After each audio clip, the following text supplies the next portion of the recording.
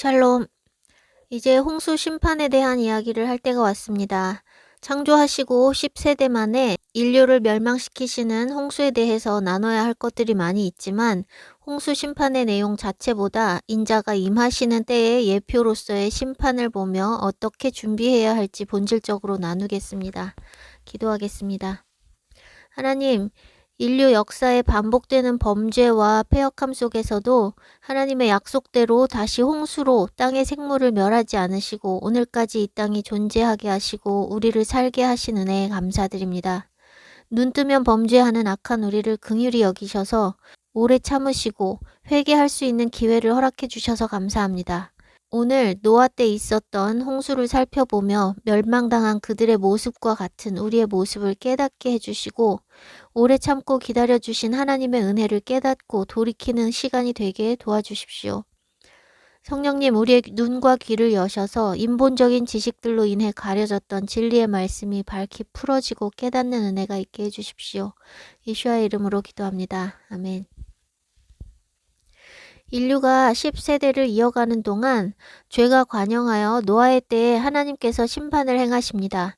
노아는 히브리어로 노아흐로 안식이라는 뜻인데 누아흐라는 동사에서 나왔습니다. 누아흐는 거하다, 정착하다, 잠잠하다, 쉬다 등의 의미가 있습니다. 야샬의 책에 근거하면 범죄로 인해 땅이 저주를 받아 소산을 내지 못하고 사람들이 수고하고 있었는데 노아의 때에 약간의 소산이 나오며 위안이 되었다는 기록이 있습니다. 야샬의 책에 대해 생소한 분들이 많을 것입니다. 야샬의 책은 외경 중의 하나로 성경 안에 그 이름이 등장합니다. 교회 안에서는 외경을 매우 터부시하고 있는데 야샬의 책은 사무엘하 1장 18절과 여호수아 10장 13절에 직접적으로 언급하고 있습니다. 바울 서신 디모데후서 3장 8절에 나오는 얀네와 얀브레는 구약 성경에는 기록되지 않은 이름인데 야샬의 책에 기록되어 있습니다. 술사 발람의 아들들입니다. 디모데후서 3장 8절 얀네와 얀브레가 모세를 대적한 것 같이 그들도 진리를 대적하니 이 사람들은 그 마음이 부패한 자요 믿음에 관하여는 버림받은 자들이라. 누가복음 8장 35절에 예수님을 택함 받은 자라고 하는 표현은 에녹서에 10여 차례 사용된 표현이고 유다서는 에녹서의 예언을 구체적으로 언급합니다. 사도들도 다 읽던 경전인데 기독교에서 외경으로 분류되어 오늘날 교회에서는 마치 읽으면 안 될 책처럼 여기는 분위기가 강합니다. 지금 우리에게 있는 성경만으로도 구원을 충분히 이룰 수 있으니 하나님의 주권 아래서 오늘날의 성경만 정경으로 확정되었을 것이라 믿습니다. 그런데 이런 외경들은 복음서나 사도들의 서신에도 인용되었으니 읽으면 안 되는 위험한 책이 아니고 분명히 참고할 만한 가치가 있는 책들입니다. 성경에 기록되지 않은 구체적인 배경이나 상황이 이런 외경에 기록된 것이 있으니 오늘 나누는 말씀에서 야샬의 책과 에녹서의 내용을 일부 언급할 것입니다. 홍수 전 아담과 셋의 계보에 따르면 이들은 대부분 100세 이전에 자녀를 낳기 시작해서 700~800년간 자녀를 낳았습니다. 그 계보는 의인의 계보로 여기 등장하는 이름들은 육신의 장자가 아니라 영적인 장자입니다. 따라서 첫 자녀를 낳은 시점은 창세기 5장에 기록된 나이보다 더 젊을 수 있습니다. 그런데 노아만은 500세까지 자녀를 낳지 않았고 500세 된 후에야 새 자녀를 낳았다는 특이한 점을 볼 수 있습니다. 하나님께서 에녹에게 심판에 대한 계시를 주셔서 무드셀라가 죽을 때 심판하신다는 것을 에녹의 믿음의 자손들은 알고 있었습니다. 무드셀라의 히브리어 메투셀라흐는 Man of Dart라는 뜻인데 메투는 마트라는 동사에서 온 것으로 꽉 찬 나이의 사람을 의미하고 쉘라흐는 보내다, 쏘다, 내쫓다 등을 의미하는 샬라흐라는 동사에서 나온 것입니다. 공격용 미사일, 창을 뜻합니다. 무드셀라가 죽을 때 심판을 보내신다는 계시가 무드셀라의 이름에 담겨 있습니다. 당시 수명이 900세 이상이었지만 심판의 때는 하나님께서 결정하시는 것이니 무드셀라가 300년을 살지 500년을 살지 1000년을 살지는 아무도 알 수 없는 것입니다. 에녹은 365세에 들림받았으니 에녹이 떠난 뒤 심판의 메시지를 마음에 새기고 살아가는 하나님을 경외하는 의인들은 언제라도 심판이 임할 수 있다는 것을 의식하며 하루하루 주님과 동행하며 살았을 것입니다. 노아가 태어날 때 무드셀라가 369세였습니다. 에녹이 들림받은 지 몇 해 지나 노아가 태어났고 노아와 에녹은 동시대를 살지 않았습니다. 심판의 계시는 무드셀라에게도 있었고 그는 에녹에 이어 의인으로서 주의 법을 가르치며 다스리고 있었습니다. 야샬의 책에 따르면 노아는 무드셀라로부터 배웠고 라멕이 죽은 후 무드셀라와 노아가 사람들을 향해 회개를 촉구했습니다. 또한 노아는 남들처럼 100세 전에 자식을 낳지 않고 500세까지 홀로 지냈는데 그가 심판이 임할 것을 생각하여 의도적으로 자녀를 낳지 않았다는 것과 심판 후에 새롭게 인류를 번성케 하기 위해 하나님께서 노아에게 결혼하여 자녀를 낳으라고 명령하셨다는 것을 기록하고 있습니다. 의인으로 하여금 재앙을 보지 않게 하기 위해 미리 데려가시는 하나님의 은혜에 따라 계보상의 의인들이 다 홍수 전에 죽었습니다. 무드셀라의 아들이자 노아의 아버지인 라멕도 무드셀라보다 몇 해 일찍 죽어서 재앙을 보지 않았습니다. 하나님께서 재앙 전에 의인을 데려가시는 것은 재앙이 아니라 그들을 쉬게 하시기 위한 복입니다. 이사야 57장 1절에서 2절 의인이 죽을지라도 마음에 두는 자가 없고 경건한 자들이 데려감을 당하나 의인이 다가올 재앙으로부터 거두어들여진 줄로 깨닫는 자가 없도다. 자기의 곧은 길로 걷는 자 평안이 올 것이며 그들은 그들의 침상에서 안식하리라. 제가 암송을 위해 원문을 새로 직역했던 버전으로 읽었습니다. 재앙이 있기 전에 하나님께서 의인들을 데려가시는데 사람들은 그것을 깨닫지 못한다는 것입니다. 이스라엘의 왕국 시대에 선한 왕들이 나중에 변심하여 하나님께서 심판을 선포하셨을 때에도 그들의 공로를 인정하셔서 그들이 죽은 후에 심판을 행하셨습니다. 계시록 14장 13절에서는 지금 이후로 주 안에서 죽는 자들은 복이 있도다. 그들이 수고를 그치고 쉬리니 이는 그들의 행한 일이 따름이라 라고 말씀하셨습니다. 사는 동안 하나님 말씀에 순종하며 영을 따라 산 사람들은 땅에서 이미 수고하고 고난을 받았기 때문에 재앙을 보지 않고 쉬게 하시는 것입니다. 노아 때 홍수 심판을 하시기 전에도 쉬어야 할 의인들은 하나님이 행하시는 심판에 죽임당하지 않고 먼저 죽게 하셨습니다. 우리 세대에 임박한 환난과 재앙 전에도 살아있는 동안 죄로 인한 고난이 아니라 주를 위한 고난의 분량을 채운 의인들은 미리 데려가셨을 것이고 또 데려가실 것입니다. 그럴 만한 의인이 눈에 보이진 않지만 어딘가에는 분명 하나님의 말씀을 생명으로 여기고 하나님 말씀대로 살며 핍박을 받고 수고한 사람들이 존재하고 있습니다. 온 땅의 피조물이 심판받을 때 노아는 여호와께 은혜를 입어 구원의 중심이 됩니다. 노아의 이름 노아흐를 뒤집으면 은혜를 의미하는 헨이 됩니다. 노아는 아담의 10대 손입니다. 10은 10계명, 10가지 재앙, 10번의 시험, 10일의 시험 등 꽉 찬 분량, 온전함, 최대치를 상징합니다. 2대 손, 가인 때부터 이미 행악하는 데 담대했으니 평균 900년 이상 살며 자식을 계속 낳아 수많은 사람들이 함께 사는 이 땅에 얼마나 죄가 관영했을지 생각만 해도 암울해집니다. 악인이 있어도 7, 80년 살다 죽으면 그가 죽은 다음 세대에는 평화가 올 것을 기대하며 견딜 수 있을 것입니다. 그런데 가인, 라멕과 같은 악인이 죽지도 않고 900년 동안 악을 행하는 세상은 생각만 해도 끔찍합니다. 그럼에도 불구하고 10세대까지 하나님께서 참고 기다려주시고 10세대 만에 심판을 행하십니다. 900년 이상 살았던 당시의 10세대는 오늘날의 10세대와 엄청난 차이가 있습니다. 홍수로 멸하시기까지 하나님께서는 10세대에 1600년이 넘는 시간을 기다려주셨습니다. 무드셀라가 출생할 때 심판의 메시지가 선포되었고 무드셀라가 969년을 살았으니 심판을 작정하시고도 거의 1000년을 기다려주신 것입니다. 무드셀라가 최장수 인물인 것을 보아도 하나님께서 얼마나 오래 참고 기다리시는지 알 수 있습니다. 그런데 참 안타깝게도 사람은 기회의 시간이 많이 주어진다고 회개하고 돌이키는 것이 아닙니다. 사람들은 하나님께서 오래 참고 기다려주시는 그 사랑과 자비를 깨닫지 못하고 기회의 시간이 연장되어도 돌이키지 않고 살던 방식 그대로 살아갑니다. 하나님께서 심판의 메시지를 말씀으로 주시든 환경이나 징조로 주신 뒤에는 그 시간이 길어지더라도 심판이 취소된 것이 아닙니다. 하나님의 자비하심으로 인해 기회의 시간이 길어지는 것인 줄도 모르고 근신하여 기도하며 주님 말씀대로 살기 위해 애쓰는 것이 아니라 방심하고 안일해지고 세상에 빠져 남은 기회의 시간을 낭비하는 것이 사람들의 모습입니다.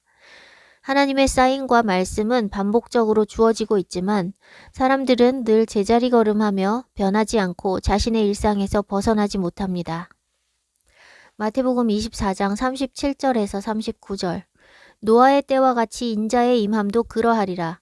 홍수 전에 노아가 방주에 들어가던 날까지 사람들이 먹고 마시고 장가들고 시집가고 있으면서 홍수가 나서 그들을 다 멸하기까지 깨닫지 못하였으니 인자의 임함도 이와 같으리라. 끝이 올 때까지 사람들은 깨닫지 못한다고 말씀하십니다. 오늘날 수많은 사람들이 다 마지막 때라는 것을 알고 있다고 말하고 있지만 그것은 그저 정보일 뿐 대부분의 사람들은 지금이 마지막 때라는 것을 깨닫지 못하고 있습니다.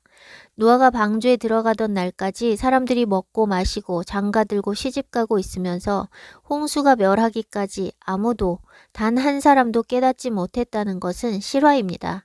그리고 인자의 때도 노아의 때와 같다고 말씀하셨습니다.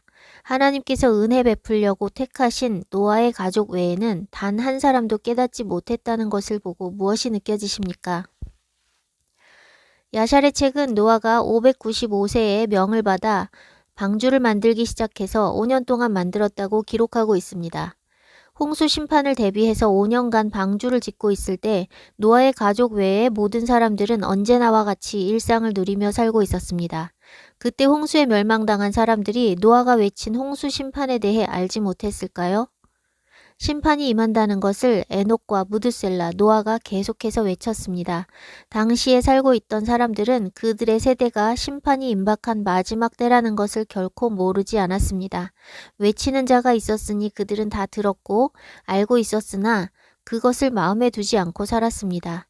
듣고도 반응하지 않은 것이고 그러니 깨닫지 못했다고 말씀하시는 것입니다.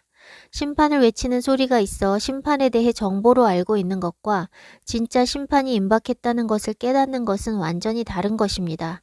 들어서 정보로만 취하고 있는 사람들은 깨달음이 없어 삶의 변화가 전혀 없이 입으로만 마지막 때라고 말하는 반면 실제로 깨달은 사람은 삶이 완전히 달라집니다.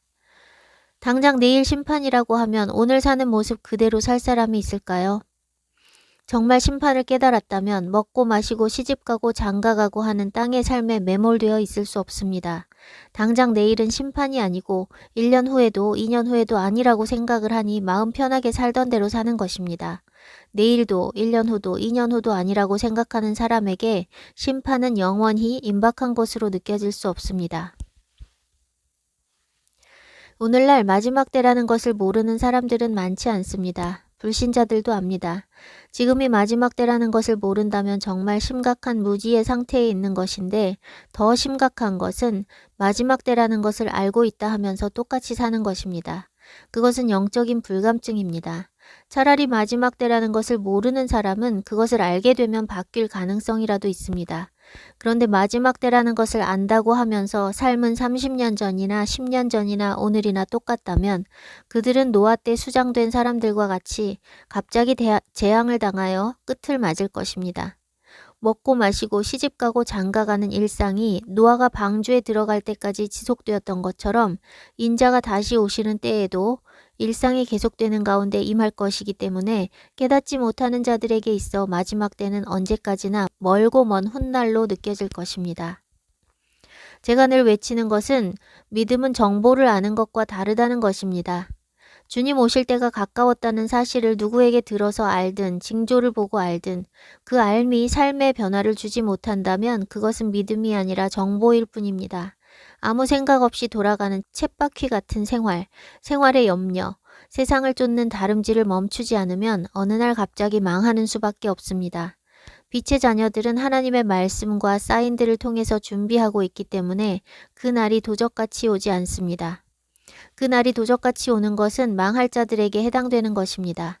그날을 도적같이 맞지 않기 위해서는 삶이 달라져야 합니다. 마지막 때라서 달라져야 하는 것이 아니라 주님을 만났다면 이미 달라졌어야 합니다. 회개하고 돌이킨 사람의 삶이 달라지지 않을 수는 없습니다.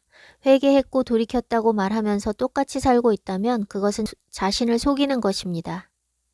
마지막 때이기 때문에 준비해야 한다고 생각하는 사람들은 본질적이고 영적인 준비가 아니라 음식 저장하고 피난처를 마련하는 등 육신의 생존을 위한 준비를 하려고 하는데, 가장 중요한 것은 돌이키는 것입니다.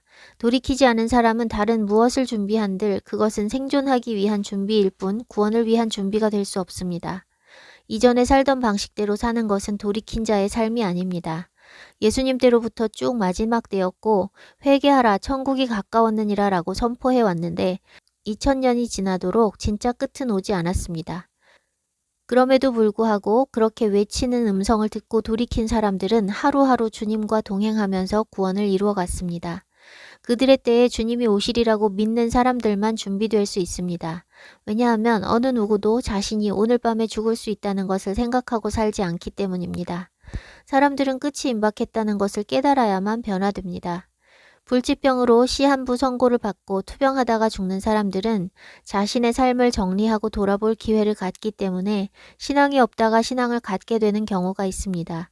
그렇게 사람은 끝이라는 것을 인식해야만 삶을 돌아보게 됩니다. 누구든 오늘 밤에 죽을 수 있지만 누구도 그것을 준비하며 살진 않습니다. 그러나 심판이 임박했다는 것을 진정으로 깨닫는다면 결코 살던 모습 그대로 살 수는 없습니다. 마지막 때라는 것을 알지 못해도 회개하고 돌이켰다면 결코 세상 사람들이 사는 방식으로 먹고 마시고 놀러 다니고 TV나 유튜브에 시간을 낭비하고 영어 잘하기 위해 열과성을 다하고 외모 꾸미기 위해 돈과 시간을 들이고 학위나 자격증 따기 위해 열심 내고 노후를 위해 더 벌고 더 쌓는 일에 열심 내는 삶을 살지 않습니다. 주님께서는 이런 현세주의적이고 이기적인 사람에 대해 비유로 경고하셨습니다. 누가복음 12장 16절에서 21절. 또 비유로 그들에게 말하여 이르시되 한 부자가 그 밭에 소출이 풍성하매 심중에 생각하여 이르되 내가 곡식 쌓아둘 곳이 없으니 어찌할까 하고 또 이르되 내가 이렇게 하리라 내 곳간을 헐고 더 크게 짓고 내 모든 곡식과 물건을 거기 쌓아두리라. 또 내가 내 영혼에게 이르되 영혼아 여러 해 쓸 물건을 많이 쌓아두었으니 평안히 쉬고 먹고 마시고 즐거워하자 하리라 하되 하나님은 이르시되 어리석은 자여 오늘 밤에 내 영혼을 도로 찾으리니 그러면 내 준비한 것이 누구의 것이 되겠느냐 하셨으니 자기를 위하여 재물을 쌓아두고 하나님께 대하여 부요하지 못한 자가 이와 같으니라. 이 부자의 모습 속에서 자신의 모습이 보이지 않으십니까? 이 사람은 영원히 살 것처럼 착각하며 땅에 쌓기를 멈추지 않고 있습니다. 그는 이미 곳간에 곡식을 쌓아둘 곳이 없을 만큼 부자인데도 그것을 더 쌓아놓을 궁리를 할 뿐 나누고 베풀고 하나님께 드릴 생각을 하지 않습니다. 더 많이 쌓아서 더 편히 쉬고 먹고 마시고 즐거워할 생각을 하고 있습니다. 부자가 되어보지 못한 사람, 가난한 사람은 어느 정도 먹고 살 만큼 될 때까지 일단 열심히 돈 벌고 안정되면 주님 말씀대로 살겠다 생각할 수 있습니다. 자신의 타락한 죄성을 몰라서 그렇게 생각하는 것입니다. 사람은 안정되면 결코 주님을 찾지 않습니다. 땅의 삶이 전부인 줄 알고 살아가는 거듭나지 못한 사람들은 땅의 것을 스스로 포기하거나 내려놓을 수 없습니다. 하나님 말씀을 믿어야만 땅의 것을 붙잡고 있던 것을 내려놓을 수 있습니다. 하나님 나라를 보는 눈이 열려야만 땅의 것을 포기할 수 있습니다. 우리의 눈이 한 곳을 포커스하고 있으면 주변 것들은 희미합니다. 땅의 것에 포커스하면 땅의 것밖에 보이지 않으나 하늘의 것에 포커스하면 땅의 것이 희미해지고 내려놓을 수 있게 됩니다. 쌓아놓을 곳이 없을 만큼 부자가 돼도 쌓는 일을 멈추지 않는다는 것을 이 비유가 가르치고 있습니다. 언제까지만 열심히 벌어놓고 쌓아놓자 하는 것은 가지지 못했을 때의 생각입니다. 화장실 들어갈 때와 나올 때의 생각이 다릅니다. 있으면 조금 더 갖기 원하고 더 가져도 그보다 더 갖길 원하는 것이 육신입니다. 하나님을 사랑하던 다윗조차도 그랬습니다. 그는 아내가 이미 여러 명인데 아내가 하나밖에 없는 충신 우리아의 아내 밧세바를 취하여 나단 선지자를 통해 책망을 받았습니다. 양과 소가 심이 많아도 남의 하나뿐인 암양 새끼 하나를 취하고 싶은 것이 인간의 타락한 본성입니다. 그런 육신의 죄성을 깨닫고 땅의 것은 잠시 후면 지나간다는 것을 깨닫고 우리에게 영원한 하늘의 소망이 있다는 것을 진정으로 깨달은 자는 땅의 것을 소유하고 쌓기 위해 집착하지 않습니다. 땅의 것만 생각하고 살던 사람에게서 오늘 밤 그 영혼을 도로 찾으신다면 그는 영원한 것을 위해 준비된 것이 전혀 없으니 더 이상의 기회가 없이 그대로 망하게 됩니다. 세상의 종말과 개인의 종말이 다 하나님 손에 있습니다. 사람은 세상의 종말도 자신의 종말도 알지 못합니다. 그래서 근신하고 깨어서 준비해야 하는 것입니다. 주님은 우리 세대에 곧 오실 것이고 우리의 끝은 실제로 매우 가까워졌습니다. 주님 의지하지 않고 그냥 굴러가는 삶의 패턴을 멈추고 철저하게 주님을 의지하는 삶으로 돌이켜야 합니다. 개인의 종말이든 세상의 종말이든 그것만이 준비되는 길입니다. 주님을 의지하지 않고 살아가는 사람들은 주님 대신에 다른 것을 의지합니다. 쌓아놓은 돈을 의지하고 돈줄인 직장이나 사업체를 의지하고 부모나 배우자를 의지하고 자신의 능력을 의지하고 나라의 복지를 의지하는 등 뭔가 믿는 구석이 다 존재합니다. 그것들이 다 우상이고 자신의 하나님입니다. 하나님을 믿고 하나님을 의지한다는 것은 말로만 믿는다 하고 필요에 따라 이것저것 하나님 아닌 다른 대상과 방법을 의지하는 것이 아닙니다. 하나님을 의지하는 것이 무엇인지조차 대부분의 기독교인들은 알지 못합니다. 자신의 생각대로 일을 진행하면서 하나님 도와주세요, 이렇게 되게 해주세요 하는 것은 하나님을 의지하는 것이 아닙니다. 내 방법, 내 지식, 내 계획 내려놓고 시작부터 하나님의 뜻을 묻고 기다리고 주님의 인도하심을 따라 행하는 것이 하나님을 의지하는 것입니다. 뭐든지 빨리빨리 하는 성질 급한 한국 사람들은 하나님의 음성을 듣고 인도하심을 받는 것에 아주 취약합니다. 하나님 음성을 듣기 위해서는 오랜 인내의 시간 동안 자기를 죽이는 과정이 필요합니다. 보이지도 않고 들리지도 않는 하나님을 기다리며 그 앞에 앉아 있는다는 것은 결코 육신의 노력으로 가능한 일이 아니며 반대로 육신이 죽어야 가능한 것입니다. 하나님의 음성을 듣지 못하는 상태로 구원받는다는 것은 있을 수 없는 일이며 그런 상태로 짐승의 표를 강요받게 되면 구원받지 못한 모든 사람들이 다 짐승의 표를 받게 됩니다. 하나님과 교제하지 않고 자기 뜻을 따라 사는 사람에게 가장 중요한 것은 육신의 생명이고 생존이기 때문에 살기 위해 뭐라도 할 수밖에 없습니다. 짐승의 표를 강요당하는 일이 아직 없어도 목구멍이 포도청이라고 먹고 살기 위해 양심도 버리고 법도 버리는 것이 만연한 믿음 없는 세대가 바로 이 세대입니다. 짐승의 표까지 가지 않고 그 맛을 잠깐 보았던 팬데믹 사태 때 대한민국의 90% 이상이 다 백신을 접종했습니다. 회사에 계속 다니기 위해서, 학교에 다니기 위해서, 운동시설을 계속 이용하기 위해서, 영화관, 식당, 카페를 이용하기 위해서 시키는 대로 다 접종했습니다. 접종 거부하던 사람들도 비행기 못하게 하니 접종했습니다. 목회자도 선교자도 아무 생각 없이 백신을 다 맞았고 성도들에게 권유하기까지 했습니다. 그것이 마지막 때를 알고 있다고 말하는 사람들의 선택이었습니다. 백신이 짐승의 표냐 아니냐를 가지고 실랑이를 하는 것도 기가 막힌 일입니다. 짐승의 표가 아니라면 접종하고 누리던 것 계속 누리려는 생각이 있으니 맞냐 아니냐를 따지는 것입니다. 그런데 대부분의 교회는 그런 생각조차 하지 않고 아주 자연스럽게 백신을 받아들였습니다. 백신을 거부하는 사람들은 주변 사람들에게 백신의 물질적인 위험성을 알리는 데 치중했지만 본질적인 문제는 물질의 위험에 있는 것이 아닙니다.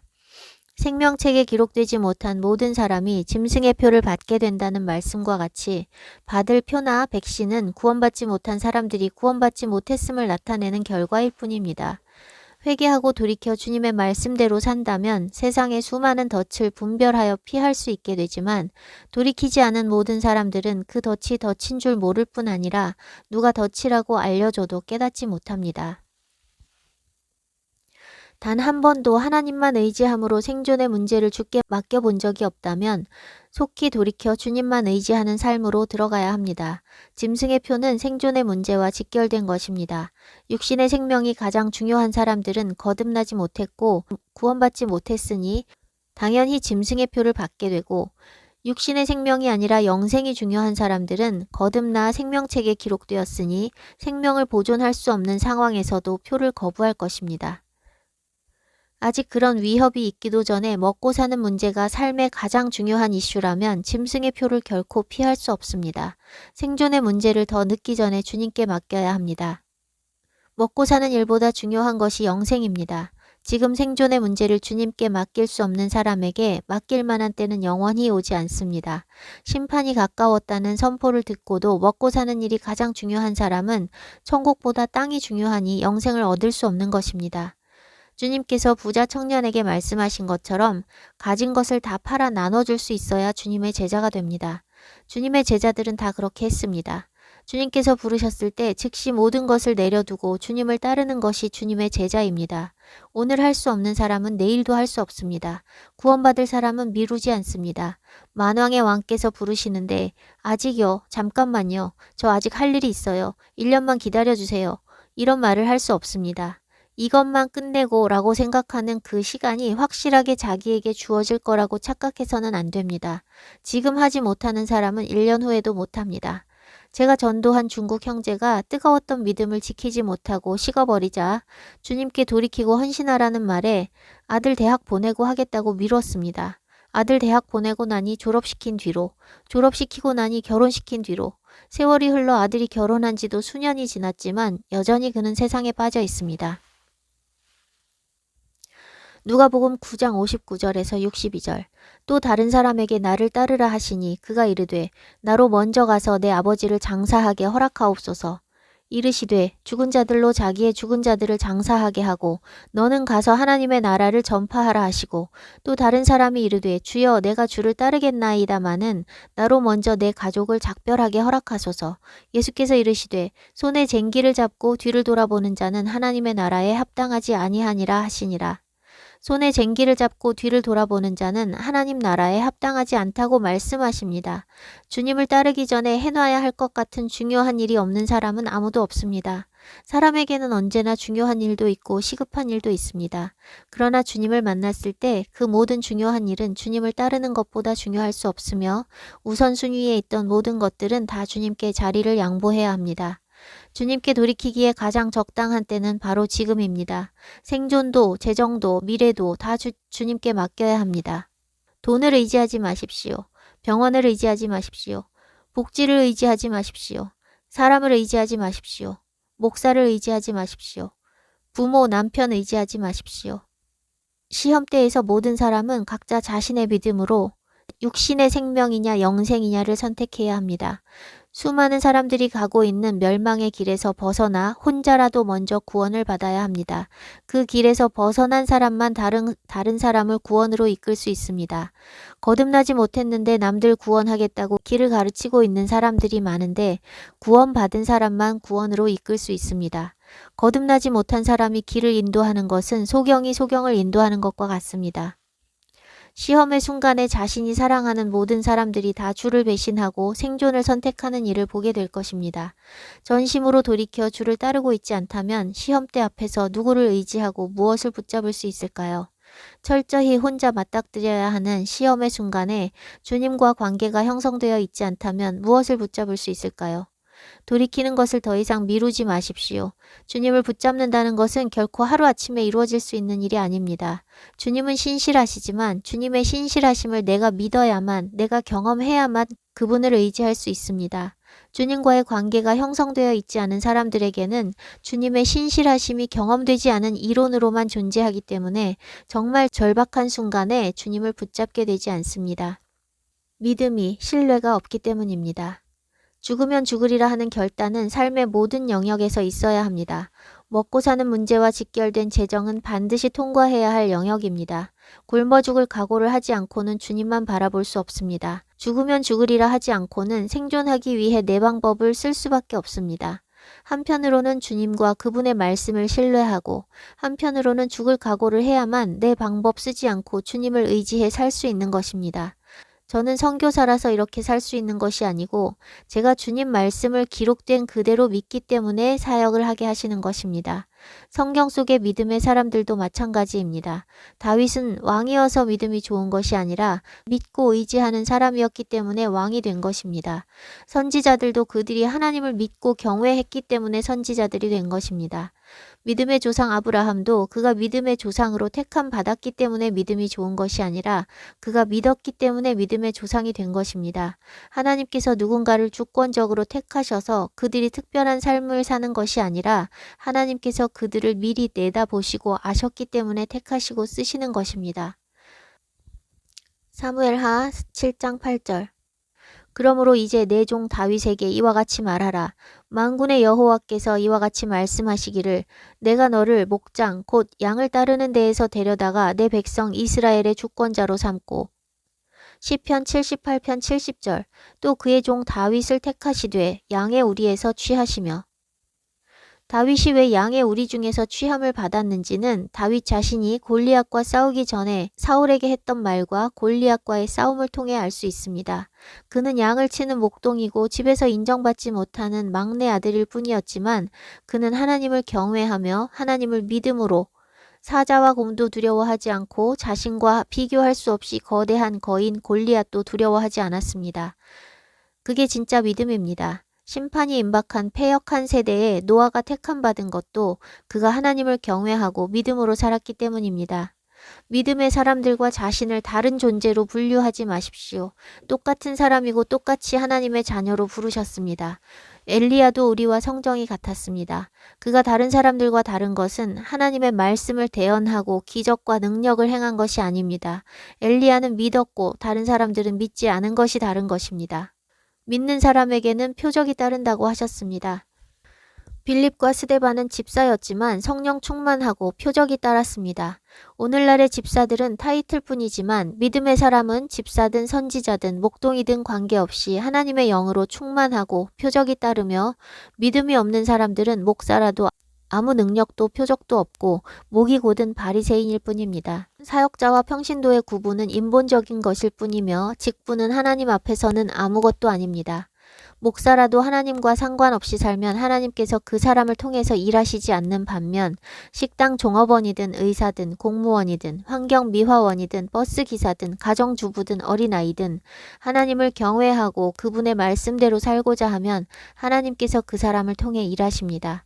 구원에 있어 결코 사역자 레벨과 평신도 레벨이라는 것은 존재하지 않으며 구원의 조건과 원리는 모든 사람에게 동일합니다.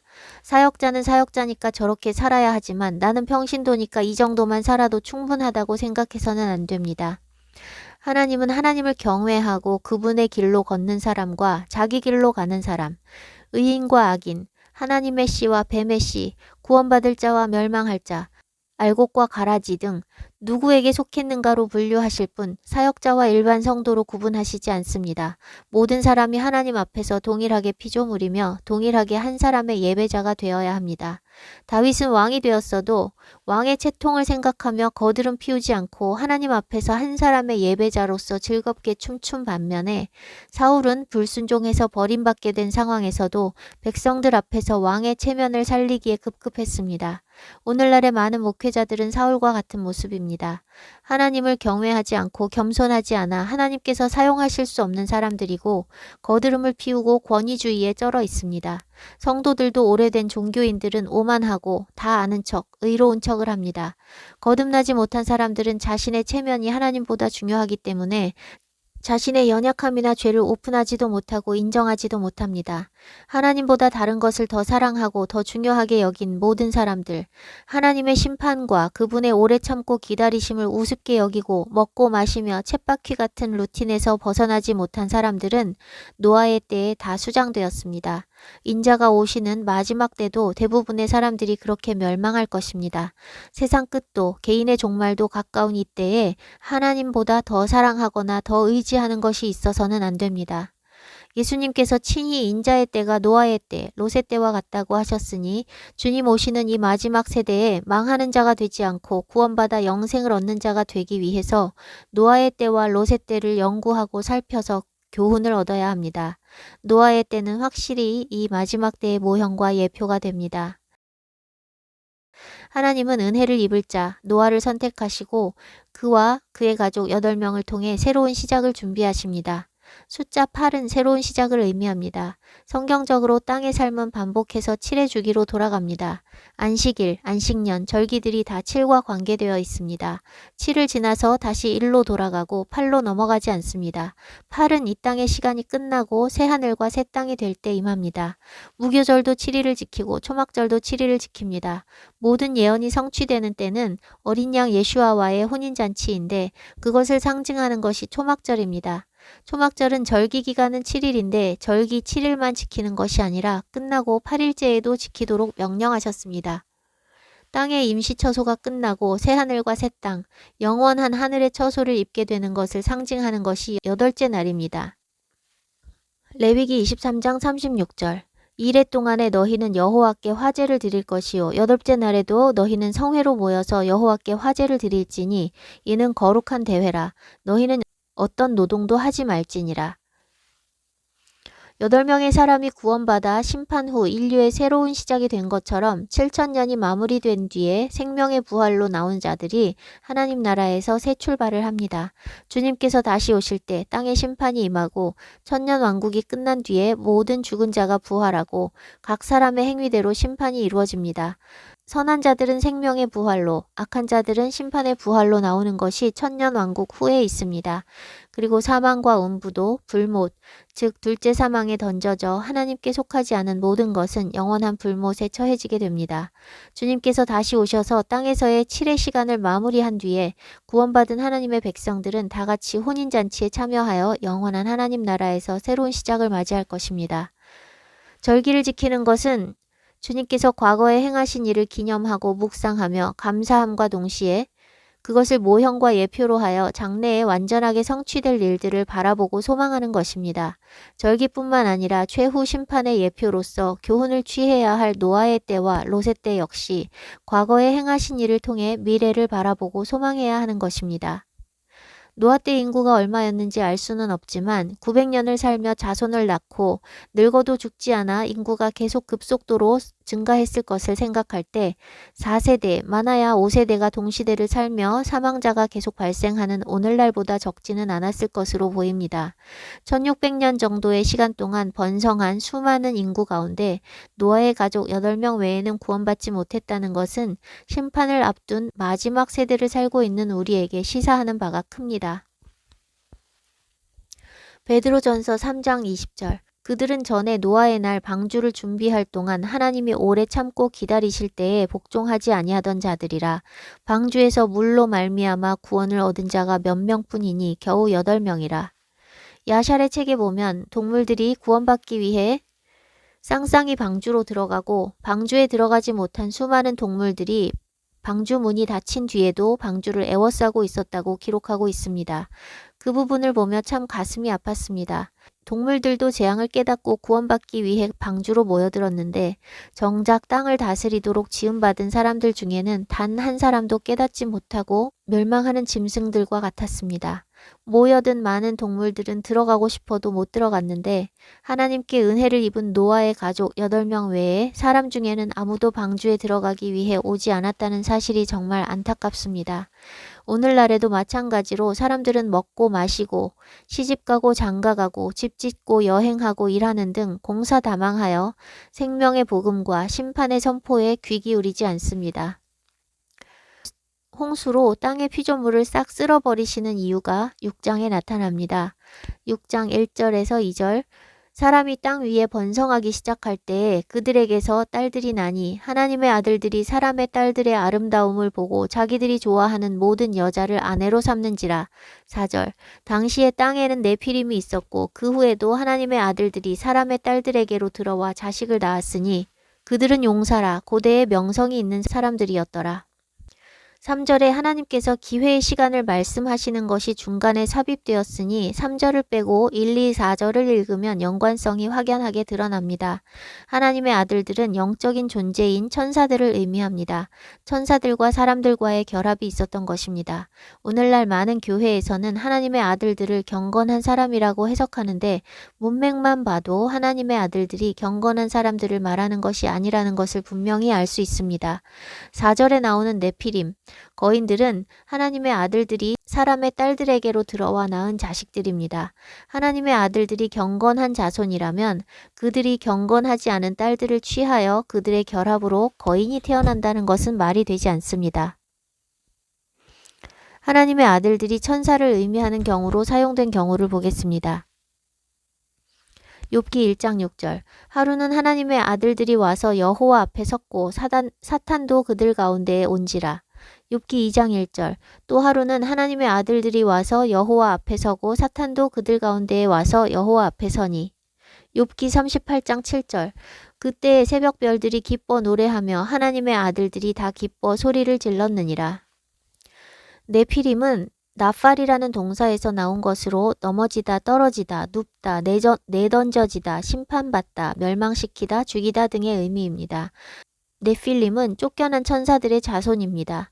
에녹서에는 천사들과 사람들의 결합에 대해서 기록하고 있습니다. 에녹의 아버지 야렛의 때에 하늘에서 감찰 천사들이 내려와서 사람의 딸들을 취했습니다. 야렛이라는 이름은 야라드라는 동사에서 나온 것인데 내려오다라는 뜻입니다. 야렛의 때에 감찰 천사들이 하늘에서 내려온 것입니다. 그 천사들은 사람들에게 각종 악한 것들을 가르쳤다고 기록하고 있습니다. 그들은 여자들에게 마법과 주술 등을 가르쳐 주었고 아사셀은 검과 작은 칼과 방패와 흉배 만드는 법을 가르치고 금속과 그 가공법과 팔찌와 장식과 합금의 사용법과 눈썹을 손질하는 방법과 각종 보석과 온갖 물감들을 보여주었다고 기록되어 있습니다. 이런 내용은 제가 에녹서를 읽어보기 이전에 하나님께서 제게 깨닫게 하신 것과 일치합니다. 이 땅에서 우리가 살아가면서 사용하는 많은 편리한 기술, 아름답게 치장하고 가공하는 것들, 과학, 인문학 등 학문들이 하나님으로부터 나온 것이 아니라 사단으로부터 나온 것이라는 것을 수년 전에 하나님께서 깨닫게 하셨습니다. 사람들의 삶을 이끌어가고 있는 수많은 것들 안에 하나님 말씀에 반하는 인본주의가 가득하다는 것을 보게 하셨습니다. 그러한 것의 목적은 땅의 것을 생각하고 위의 것을 생각하지 못하게 하며 신본이 아니라 인본으로 살게 하기 위함입니다. 학문을 배울수록 인본주의가 깊어집니다. 신학도 마찬가지로 배울수록 인본주의가 깊어집니다. 세상에서는 휴머니즘을 좋은 것처럼 미화하지만 성경적으로 휴머니즘은 하나님을 인정하지 않는 악한 것입니다. 우리는 쫓겨난 에덴을 회복하기 위해 땅의 저주와 형벌을 달게 받으며 위의 것을 바라보아야 하는데 과학기술과 많은 학문들이 땅의 것에 집중하여 땅의 것을 쫓아가게 하고 과학기술, 의술은 하나님께서 창조하신 자연의 질서를 파괴하고 거스르는 일에 사용되는 일이 허다합니다. 동식물의 유전자 변형 조작, 인공수정, 시험과 나기, 동물 장기 이식, 칩 이식 등등 하나님의 창조의 원형을 보존하지 않고 하나님의 창조 질서에 개입하고 원형을 손상시키는 일들이 너무 많이 일어나고 있습니다. 노아의 때에 천사와 인간의 결합, 동물 종간의 인공 교배 등 하나님께서 창조하신 고유의 종류를 망가뜨리고 섞고 섞는 일들이 많았던 것처럼 오늘날도 그렇게 하나님께서 창조하신 고유한 형질들이 훼손되고 더럽혀지고 있습니다. 섞이지 말아야 할 것들이 섞여서 더럽혀지는 것은 심판을 부르는 죄악입니다. 율법은 이렇게 명합니다.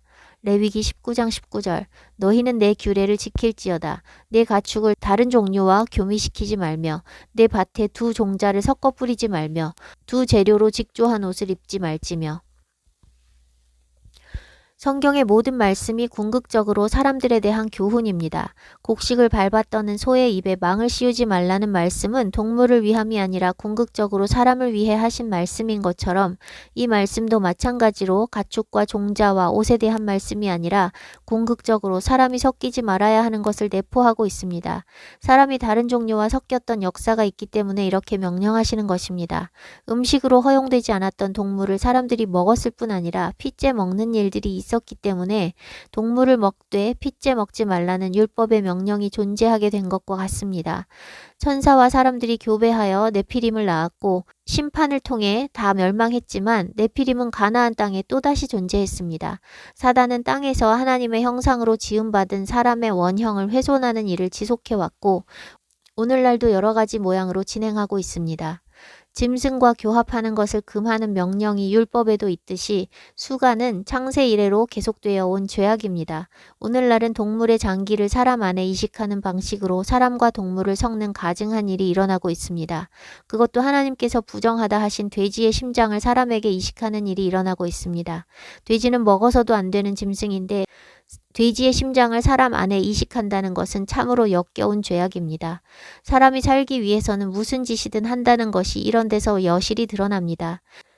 땅의 삶이 전부라고 생각하면 안 죽고 더 살기 위해 무슨 짓이든 하게 됩니다.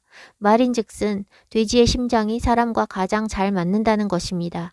이런 사악하고 가증한 아이디어는 사단으로부터 오는 것입니다. 제가 지혜가 필요할 때마다 기도하여 지혜를 구하면 하나님께서 지혜를 부어주시는데 사단에 속한 사람들도 사단으로부터 간교하고 사악한 지혜를 받아 악을 행합니다. 죄악이 가득한 세상에서는 장수가 복이 아니라 수고를 그치고 쉬는 것이 복인데 사람들은 몸에 조금만 이상이 느껴져도 득달같이 병원으로 달려가 의술에 자신을 맡겨 어떻게든 생명의 시간을 연장하려 합니다. 또한 조기에 문제를 발견할 목적으로 문제가 없어도 정기적으로 검진을 합니다. 교회에 다니는 말기암 환자가 살기 위해 실험 단계에 있는 검증도 안 된 갖가지 치료법에 마루타가 되고 있는 것을 보았습니다. 검증도 안 된 실험 중인 치료법보다 하나님을 더 못 믿는 것입니다. 그렇게도 죽기 싫어하고 땅의 삶에 집착하는 사람이 하나님을 믿는다고 말할 수 있을까요? 시한부 선고를 받으면 부끄러운 구원이라도 받기 위해 열리를 제쳐두고 전심으로 회개하고 삶을 돌아보아야 합니다. 그런데 믿는다고 하는 사람들도 똑같이 죽지 않고 더 살기 위해 아등바등하는 것을 볼 때 너무 안타깝습니다. 사람들로 하여금 하나님의 말씀에 반하는 길을 걷도록 하기 위해 사단은 온 땅의 문화, 언론, 예술, 과학, 기술, 의술 등 모든 영역 안에서 하나님께서 금하시는 것들을 조장하고 하나님을 대적하고 있습니다.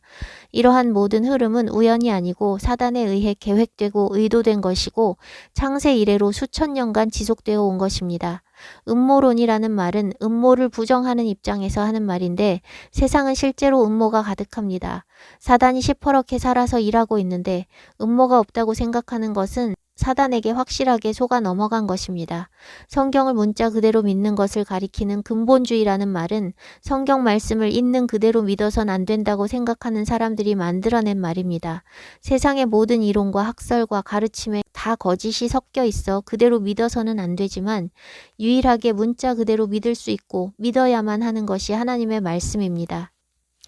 세상의 알량한 전문가가 가르치는 말은 잘도 믿으면서 만물의 창조주이신 하나님의 말씀은 믿지 않는 것이 이 세대의 사람들입니다. 하나님께서 수천 년간 외치시고 또 외치셔도 기울이지 않고 거절하며 업신여기며 세상의 소리만 듣습니다. 잠언 1장 20절에서 33절. 지혜가 길거리에서 부르며 광장에서 소리를 높이며 시끄러운 길목에서 소리를 지르며 성문 어귀와 성중에서 그 소리를 발하여 이르되 너희 어리석은 자들은 어리석음을 좋아하며 거만한 자들은 거만을 기뻐하며 미련한 자들은 지식을 미워하니 어느 때까지 하겠느냐. 나의 책망을 듣고 돌이키라. 보라, 내가 나의 영을 너희에게 부어주며 내 말을 너희에게 보이리라. 내가 불렀으나 너희가 듣기 싫어하였고 내가 손을 폈으나 돌아보는 자가 없었고 도리어 나의 모든 교훈을 멸시하며 나의 책망을 받지 아니하였은즉 너희가 재앙을 만날 때에 내가 웃을 것이며 너희에게 두려움이 임할 때에 내가 비웃으리라. 너희의 두려움이 광풍같이 임하겠고 너희의 재앙이 폭풍같이 이르겠고 너희에게 근심과 슬픔이 임하리니 그때 너희가 나를 부르리라. 그래도 내가 대답하지 아니하겠고 부지런히 나를 찾으리라. 그래도 나를 만나지 못하리니 대저 너희가 지식을 미워하며 여호와 경외하기를 즐거워하지 아니하며 나의 교훈을 받지 아니하고 나의 모든 책망을 업신여겼음이니라. 그러므로 자기 행위의 열매를 먹으며 자기 꾀에 배부르리라. 어리석은 자의 퇴보는 자기를 죽이며 미련한 자의 안일은 자기를 멸망시키려니와 오직 내 말을 듣는 자는 평안히 살며 재앙의 두려움이 없이 안전하리라. 지혜의 외침을 듣고 돌이키시길 바랍니다. 우리가 눈으로 볼 수 있는 것들은 실체가 아니라 허상이며 참된 것은 보이지 않는 하나님의 말씀입니다. 하나님의 말씀이 옛적부터 성취되어 왔고 장차 완전히 성취될 것을 두려워하는 사단은 사람들이 하나님의 말씀을 듣고 돌이키지 못하도록 하기 위해 보이는 것들로 계속 속여왔습니다.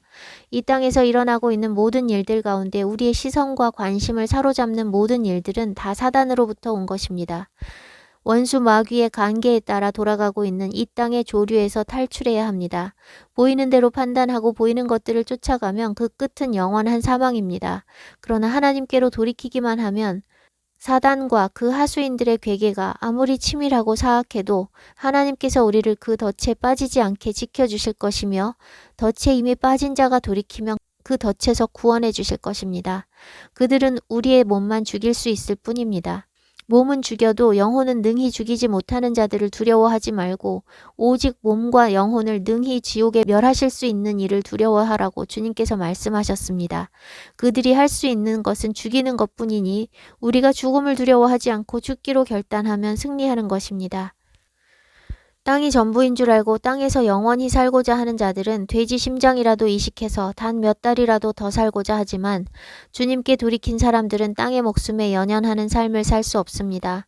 땅에서 살고자 아등바등하는 것은 사후에 영원한 세계가 있다는 것을 깨닫지 못했기 때문입니다. 더 살기 원하는 심장 질환자들은 돼지 심장이라도 이식하기 위해 줄을 설 것이 분명합니다. 돼지 심장 이식을 상용화하기 위해 유전자 조작이 계속 진행되고 있고 돼지 안에서 사람의 심장을 배양하는 것까지 시도하고 있다는 기사를 보았습니다. 백신 접종의 대표적인 부작용이 심장질환이니 장차 심장질환을 앓는 수많은 백신 접종자들이 돼지 심장을 이식받으려고 줄 서게 될 것입니다. 백신을 접종하면 안전할 것처럼 거짓말을 했지만 백신을 접종한 사람들이 다 걸렸습니다. 백신의 정의까지 바꾸며 백신 접종을 종용했지만 1차로 끝나지 않았고 2차, 3차, 4차를 접종하지 않으면 1차 접종은 아무 의미가 없었습니다. 카페, 식당, 운동, 영화관 등에 다니기 위해 백신 맞은 사람들은 한 번이 아니라 4번, 10번이라도 맞게 됩니다.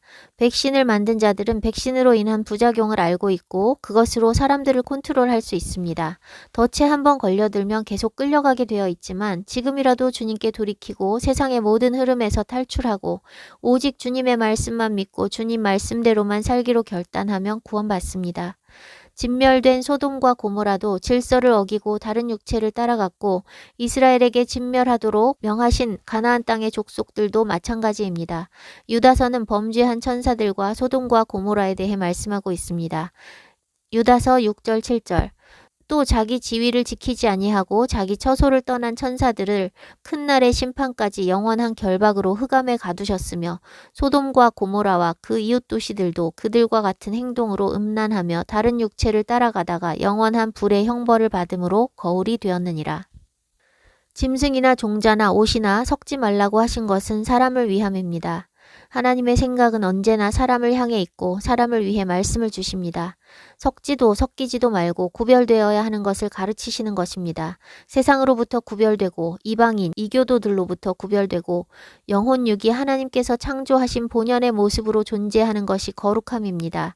우리는 믿는 사람들을 성도라고 부릅니다. 성도의 뜻은 거룩한 사람들입니다. 그런데 거룩과는 거리가 먼 오늘날의 신자들을 성도라고 부르는 것은 어폐가 있습니다. 신도는 믿는 사람들인데 말로만 믿지 실제로는 믿음이 없으니 신도라는 말도 어울리지 않습니다. 성도라면 거룩하게 구별되어야 합니다. 세상과 더불어 살아가고 하나님의 말씀이 아니라 자신의 뜻대로 살아가며 마귀의 종노릇을 하고 있는 사람들은 성도라 부르기에 합당하지 않습니다. 하나님께서 거룩하시니 너희도 거룩하라 하셨고 하나님께서 완전하시니 너희도 완전하라 하셨습니다. 거룩하고 완전할 수 있는 유일한 길은 그분과 연합하는 것입니다. 그분의 뜻이 내 뜻이 될 때, 내 뜻이 주님의 뜻에 맞춰질 때 거룩하고 완전할 수 있습니다. 세상과 교회에 양다리 걸치고 있는 삶은 실상은 두 발 다 세상에 담그고 있는 것입니다. 오늘날의 교회는 세상과 똑같고 짠맛도 빛도 잃었고 교회가 세상과 구별된 거룩한 성도들의 모임이라면 결코 세상과 양다리 걸치는 삶을 허용할 수 없습니다. 교회에 다니는 것이 돌이킨 것이 아닙니다. 차라리 바벨론과 같은 교회에서 나오는 것이 주님 뜻에 순종하기 좋습니다. 하나님의 뜻이 아니라 인본으로 행하는 곳은 오히려 하나님 뜻대로 사는 것을 방해할 뿐입니다. 저는 선교사로 출발할 때 제가 전도사로 섬기던 교회에서조차 파송도 후원도 받지 못했습니다. 파송교회나 파송단체, 후원교회나 후원단체도 없이 그저 주님 말씀 하나만 믿고 출발했고 하나님께서 후원자들을 붙여주셨습니다. 처음부터 지금까지 정기적인 후원금은 저의 필요의 절반에도 훨씬 못 미치는 금액이었지만 일상적인 필요뿐 아니라 학비, 이사비, 자동차 구입이나 수리비, 항공권 구입 등등 일상 이외의 큰 지출도 지금까지 부족함 없이 빚 한 번 안 지고 다 감당하게 하셨습니다. 오직 주님 말씀만 믿고 출발하게 하신 것이 저에게 복이었습니다. 파송과 후원을 받고 시작한 선교사들은 후원이 끊어지면 재정 때문에 선교지에서 철수하거나 후원자를 모집한 뒤에 다시 나갑니다. 저는 시작부터 어느 때에도 후원자에 의지해 산 적이 없기 때문에 저의 삶과 사역은 재정의 부족으로 인해 계획이 변경되는 일도 없고 재정은 하나님의 뜻에 따라 믿음으로 걸어갈 때 늘 공급이 되었습니다. 교회나 단체의 후원을 받는 선교사들은 후원하는 교회나 단체가 원하는 사역의 아웃풋을 보여줘야 하지만 저는 후원하는 교회들이 생겼어도 자발적인 후원이었기 때문에 저에게 어떤 사역의 아웃풋을 요구한 적이 없습니다. 후원하기로 했다가 취소한 교회들도 있지만 그런 것이 저에게 낙심의 이유가 되지 않았고 오히려 주님 뜻을 따르지 않는 교회들은 걸러내신다는 것이 느껴져 감사했습니다. 하나님 뜻대로 살기 위해서는 속해 있던 공동체에서 분리되는 것이 반드시 필요합니다. 그래서 아브라함도 본토 친척 아비집인 갈대아 우르를 떠나게 하셨고 아버지 데라와 함께 거하던 하란 땅에서 데라가 아직 생존해 있을 때 아버지를 떠나 가나안 땅으로 들어가게 하셨습니다. 제가 주님 음성 듣고 걸어온 모든 여정은 철저하게 사람들과 섞이지 않도록 분리된 시간이었습니다. 교회에서 사역해도 교회 안에 어느 누구와도 교집합이 없는 구별된 삶이었고 교회 사역을 그만둔 후로는 계속 홀로 주님을 섬기고 개인적으로 사람들을 섬겼습니다. 저와 동역하고 싶어하는 사람들도 있었고 저도 누군가와 혹은 단체와 동역하는 것도 좋겠다는 생각을 한 적이 있지만 하나님께서 다 막으셨고 철저히 혼자 두셨습니다. 그랬기 때문에 제가 제 안에 가득한 인본들을 제거해 나갈 수 있었고 교회와 세상과 섞여 사람들의 말이나 큰 조류에 휩쓸리지 않고 아웃사이더로 존재하며 구별된 삶을 살 수 있었습니다. 인싸가 되고 싶어하는 사람들은 결코 하나님 나라에 합당하지 않습니다. 인싸가 되려면 많은 사람들의 무리 속에 있어야 하고 그들과 섞여야 하고 그들의 목소리에 귀 기울이며 사람들을 만족시키는 삶을 살아야 합니다. 인싸들은 사람이 두려워 하나님을 버리는 사울과 같은 삶을 선택하게 됩니다. 저는 아싸의 삶을 사랑합니다. 시끄러운 세상의 소리들을 차단하고 오직 하나님의 말씀에만 귀 기울이는 삶은 참으로 평안하고 단순한 삶이며 걱정도 두려움도 없습니다. 사람들에게 사랑받고 인정받고자 하는 마음을 내려놓으면 삶이 편안합니다. 주님께로 돌이키면 부질없는 사람들의 인정과 사랑을 목말라 하지 않습니다. 주님만 알아주시면 됩니다. 그것이 구별된 삶입니다. 사람들과 다른 것이 전혀 문제될 것이 없고 오히려 그것이 평안과 만족을 줍니다. 다양한 것을 인정하고 포용하는 듯한 오늘날의 세상은 겉으로만 다양성을 인정할 뿐 속으로는 사단에게 속한 것들의 다양성만 인정할 뿐 하나님께 속한 모든 것은 대적하고 핍박합니다. 너무나 쉽게 선동당하는 이 세대의 사람들은 어제 예수님께 환호했다가 오늘 예수님을 십자가에 못 박아라 외치는 군중과 같습니다. 선동에 따라 이리 휩쓸리고 저리 휩쓸리는 그들은 많은 사람들이 있는 곳을 선호하며 큰 목소리를 따라가다가 멸망합니다. 악한 무리들은 자기들과 다른 목소리를 내는 대상을 향해서 무차별 공격을 퍼붓습니다. 선동만 해주면 돈 받지 않고 스스로 돈을 갖다 바치면서도 온라인으로는 무차별 댓글 공격으로 오프라인으로는 테러와 위협으로 악한 사단의 일에 부역하는 군중들이 허다합니다. 하나님께 구별되지 않은 사람은 이렇게 선동당하고 사망에 속한 일에 열심을 내게 됩니다. 산업화, 도시화가 이루어지기 전에는 사람들의 삶이 매우 단순했습니다. 농사와 목축과 고기잡이 등 자연 속에서 수고하여 일하며 배 골치 않고 먹기만 해도 자족할 수 있는 소박한 삶이었습니다. 자살도 없었습니다. 오늘날은 대부분 먹고 사는 것에 문제가 없을 만큼 풍족하게 많은 것을 누리며 살지만 자살률이 높고 마음의 여유는 더 없고 범죄도 그만큼 많습니다. 옛날에는 잡범들이 많았다면 오늘날은 끔찍한 흉악범들이 많습니다.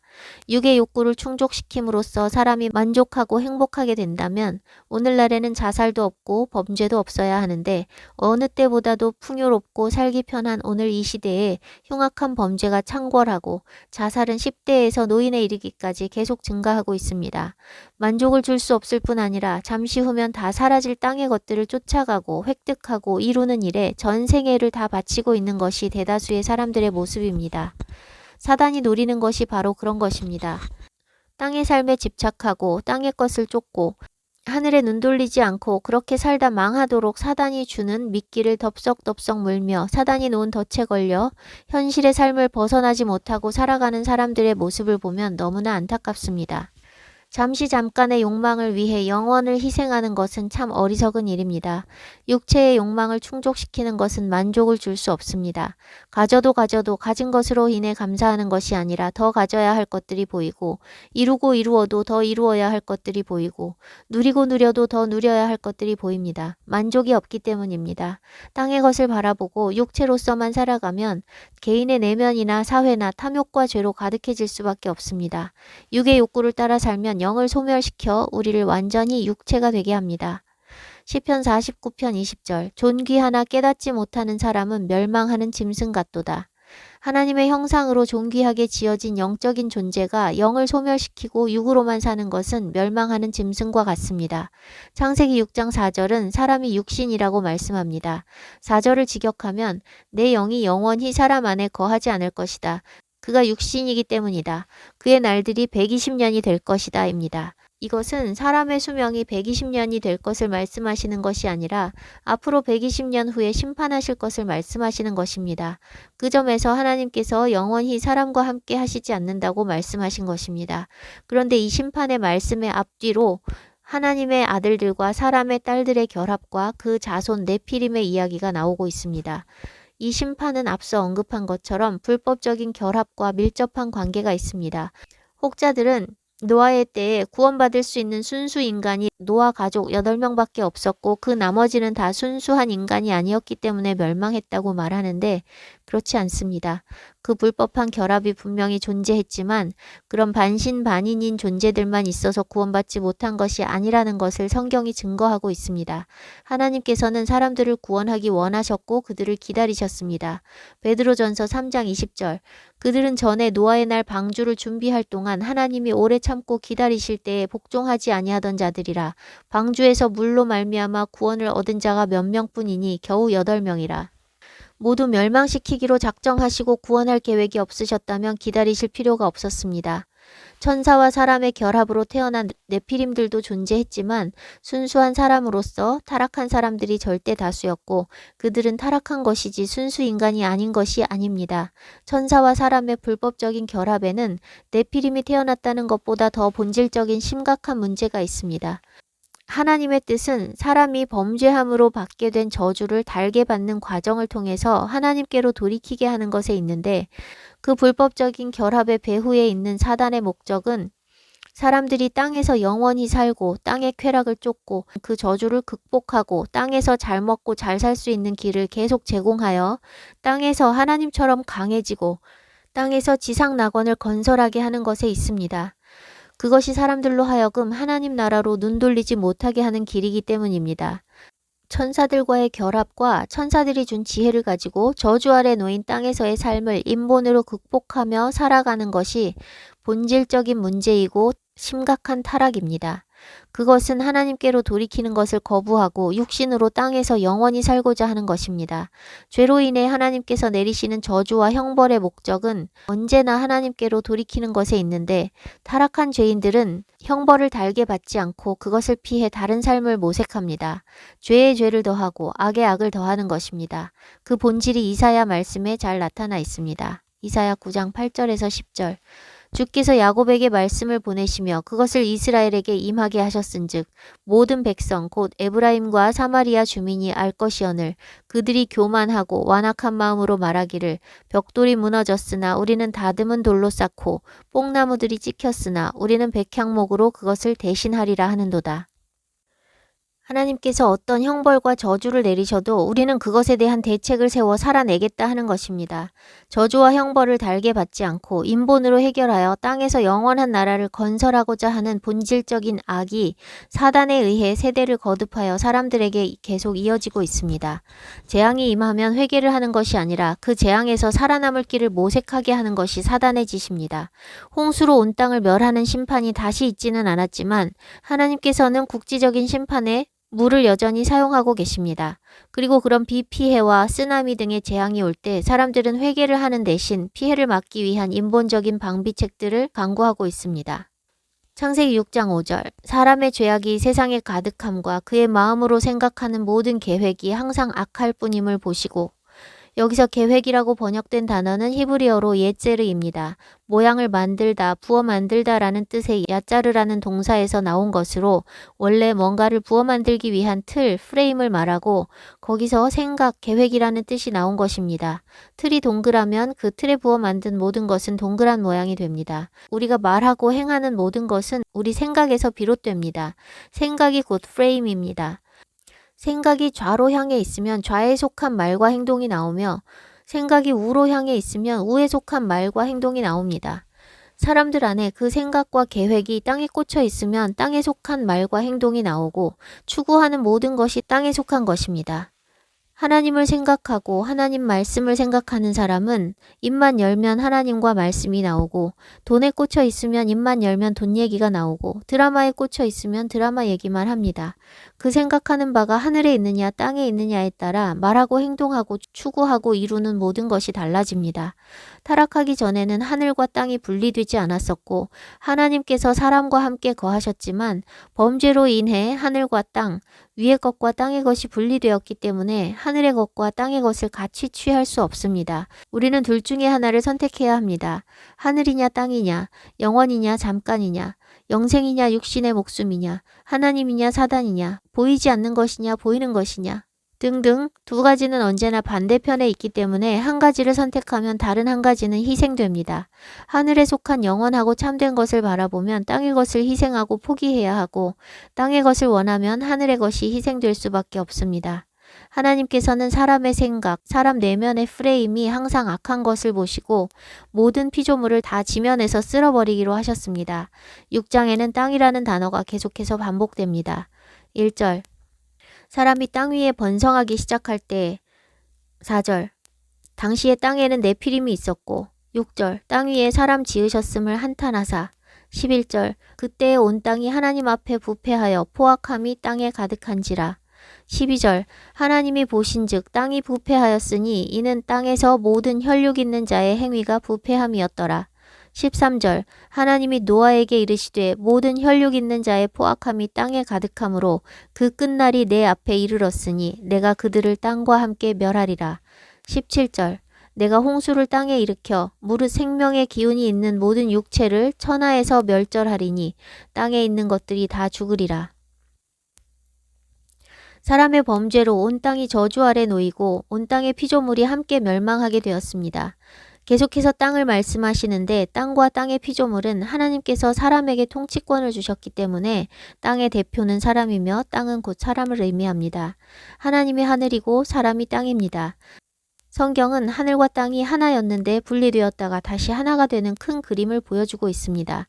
태초에 하늘이신 하나님과 땅인 사람이 언약의 부부관계였는데 이혼 증서를 내주시고 쫓아내셨다가 다시 결혼하시는 것으로 마무리됩니다. 아담을 에덴에서 쫓아내셨는데 옛것이 다 지나간 후에 사람이 다시 하나님의 임재 동산인 에덴, 새 예루살렘에서 거하게 될 것입니다. 그것은 하나님과 이스라엘이 언약관계로 부부로 출발했는데 이혼했다가 다시 그 땅으로 불러들이시는 모형을 통해서도 볼 수 있습니다. 하나님께서 땅을 신부로 칭하시고 땅의 모든 나라가 여성형인 것은 하늘이신 하나님께서 그 모든 땅의 신랑이 되시며 그 땅이 가리키는 사람의 신랑이 되시는 것을 나타냅니다. 이사야 62장 1절에서 5절. 나는 시온의 의가 빛같이 예루살렘의 구원이 횃불같이 나타나도록 시온을 위하여 잠잠하지 아니하며 예루살렘을 위하여 쉬지 아니할 것인즉 이방 나라들이 내 공의를 뭇 왕이 다 내 영광을 볼 것이요 너는 여호와의 입으로 정하실 새 이름으로 일컬음이 될 것이며 너는 또 여호와의 손에 아름다운 관 내 하나님의 손에 왕관이 될 것이라. 다시는 너를 버림받은 자라 부르지 아니하며 다시는 내 땅을 황무지라 부르지 아니하고 오직 너를 헵시바라 하며 내 땅을 뷸라라 하리니 이는 여호와께서 너를 기뻐하실 것이며 내 땅이 결혼한 것처럼 될 것임이라.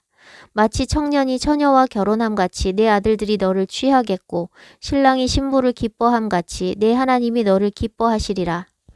시온과 예루살렘을 헵시바, 뷸라라 말씀하십니다. 뷸라는 베울라인데 여자가 결혼한 것을 의미합니다. 베울라는 바알이라는 동사의 여성형 수동태입니다. 결혼은 남자가 여자를 취하고 여자는 남자에게 취해지는 것이기 때문에 여자에게는 수동태를 사용합니다. 바알은 결혼하다, 다스리다 라는 의미가 있고 명사 바알은 주인, 남편을 뜻합니다. 바알이라는 우상도 주인, 남편을 의미하는 것입니다. 그래서 사람이 우상을 숭배하는 것은 그 우상을 주인, 남편으로 섬기는 것으로 하나님 앞에 간음이 되는 것입니다. 다시는 내 땅을 황무지라 부르지 아니하고 주인 없는 땅은 황무해집니다. 남편, 즉 주인 없는 여인은 황무한 땅, 씨를 뿌리지 못하는 땅에 비유됩니다. 이스라엘이 신랑인 하나님을 버려 하나님께서도 그들을 버리시고 그들을 그 땅에서 내쫓으시자 그 땅이 황무해졌습니다. 돌보는 주인이 없는 땅이 황무해지는 것과 마찬가지로 하나님을 신랑으로 삼지 않는 사람은 황무해집니다. 하나님께서 이스라엘을 그 기업의 땅에서 내쫓으셔서 그들이 좋아하는 다른 남편, 다른 주인을 섬기게 하셨습니다. 예레미야 2장 24절. 너는 광야에 익숙한 들 암나귀들이 그들의 성욕이 일어남으로 헐떡거림 같았도다. 그 발정기에 누가 그것을 막으리요. 그것을 찾는 것들이 수고하지 아니하고 그 발정기에 만나리라. 하나님 아닌 이방 나라, 이방신을 사랑하고 쫓아가는 이스라엘을 향해 발정기에 들 암나귀의 헐떡거림과 같다고 말씀하십니다. 그렇게 헐떡거리는 발정기의 들 암나귀는 그것을 찾는 것들이 수고할 필요도 없이 만나게 되는 것처럼 하나님 아닌 다른 것을 쫓는 음란한 백성들은 그들을 찾는 사단이 수고할 필요도 없이 낚아채는 것입니다. 오늘날 믿는다고 하는 사람들이 하나님 아닌 세상 것을 쫓아가는 것 역시 발정기의 들짐승의 헐떡거림과 같습니다. 발정기의 들짐승같이 세상을 향한 사람들의 갈망은 짐승의 것과 다를 바가 없습니다. 하나님께서는 그렇게 세상 것, 이방신을 쫓는 이스라엘을 그들이 좋아하는 대상에게 맡겨버리셨습니다. 그들이 그 고통 속에서 전 남편인 하나님을 생각하고 하나님께로 돌이키게 하시기 위함입니다.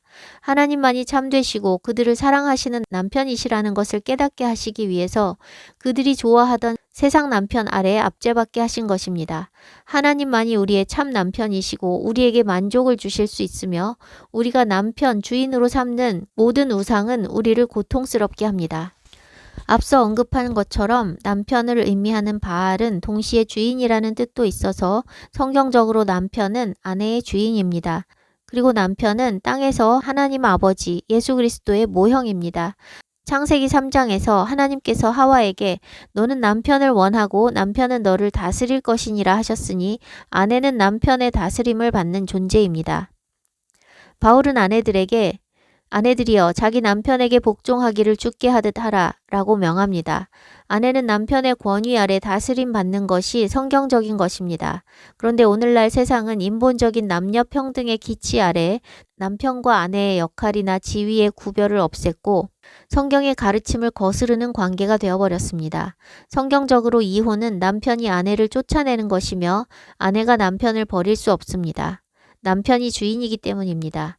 오늘날 세상적인 가치관을 가지고 살아가는 모든 사람에게는 말 같지도 않은 소리로 들리겠지만 그것이 성경의 가르침이고 변하지 않는 진리입니다.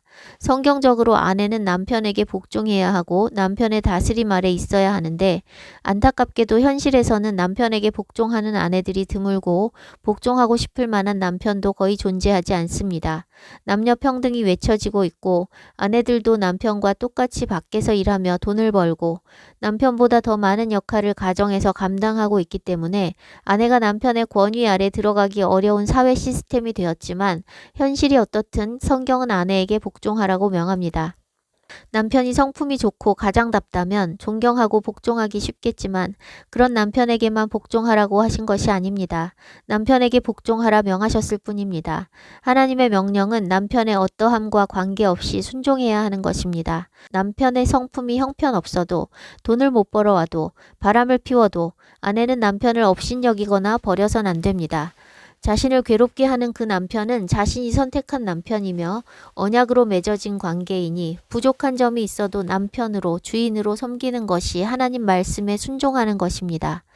사랑하고 존경할 수 없는 남편을 버리지 않고 끝까지 남편으로 섬기는 것은 죄의 저주를 달게 받는 것이며 연약하고 허물 많은 육신의 신랑을 통해 영원하고 참되신 신랑을 바라보며 돌이키는 계기로 삼아야 합니다.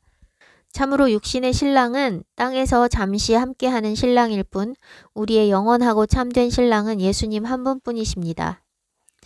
예수님께서 사마리아 여인을 만나셨을 때 내 남편을 불러오라 하셨습니다. 여자가 나는 남편이 없다고 대답합니다. 예수님께서 말씀하십니다.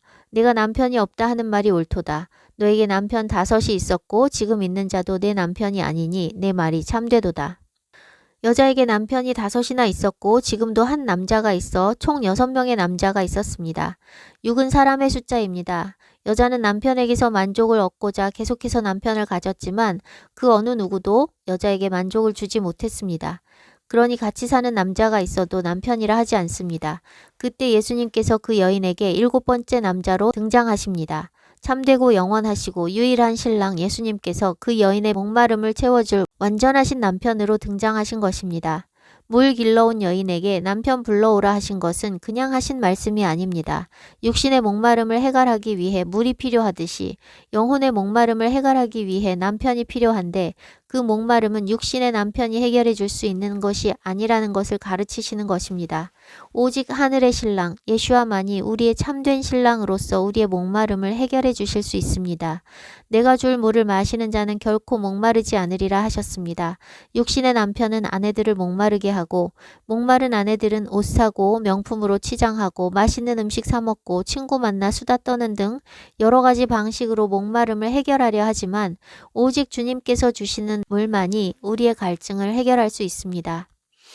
저는 주님 음성 따라 걷는 동안 육신의 남편도 없었고 가난해서 쇼핑의 즐거움이나 맛난 음식을 사 먹는 것도 불가능했고 아웃사이더라 마음을 나눌 친구도 없었고 정서적인 만족을 위한 어떤 것도 하지 못했습니다. 오직 제 옆에 어린 아들만 있었으니 외롭고 삭막하게 이를 데 없는 삶이었지만 참 신랑 되시는 주님께서 제 곁에 계셨기 때문에 살아낼 수 있었고 외로움 역시 어쩌다 한번 느낄 뿐이었습니다. 아내도 주님을 남편으로 삼고 남편도 주님을 남편으로 삼아야만 가정이 온전할 수 있습니다. 잠언은 남편들에게 명합니다. 잠언 5장 15절에서 20절 너는 내 우물에서 물을 마시며 내 샘에서 흐르는 물을 마시라. 어찌하여 내 샘물을 집 밖으로 넘치게 하며 내 도랑물을 거리로 흘러가게 하겠느냐. 그 물이 내게만 있게 하고 타인과 더불어 그것을 나누지 말라.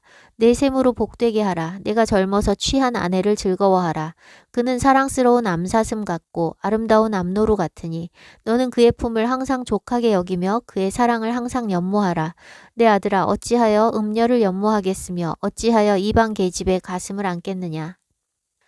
바울도 남편들에게 명합니다. 에베소서 5장 25절에서 28절 남편들아 아내 사랑하기를 그리스도께서 교회를 사랑하시고 그 교회를 위하여 자신을 주심같이 하라.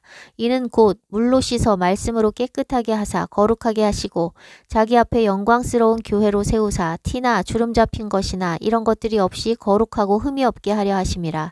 이와 같이 남편들도 자기 아내 사랑하기를 자기 자신과 같이 할지니 자기 아내를 사랑하는 자는 자기를 사랑하는 것이라. 남편이 이렇게 행한다면 아내들이 남편에게 순종하기 참 좋겠지만 이런 남편이 거의 없습니다. 그럼에도 아내는 남편에게 순종해야 하고 남편을 버려서는 안 됩니다. 그런데 불신자 남편과 이혼하라고 종용하는 이단 사이비 교주 같은 거짓 교사들이 적지 않습니다. 이단적인 자기들의 무리에 함께하지 않는 남편은 버리라 종용하고 백신 맞고 핍박하는 배우자는 버리라고 종용합니다. 그래서 교회의 거짓 교사들로 인해 깨진 가정이 허다합니다. 말씀으로 분별하지 않으면 거짓 교사들의 가르침을 따르다가 망하게 됩니다. 바울이 전합니다. 고린도전서 7장 10절에서 16절. 결혼한 자들에게 내가 명하노니 명하는 자는 내가 아니요 주시라. 여자는 남편에게서 갈라서지 말고 만일 갈라섰으면 그대로 지내든지 다시 그 남편과 화합하든지 하라. 남편도 아내를 버리지 말라.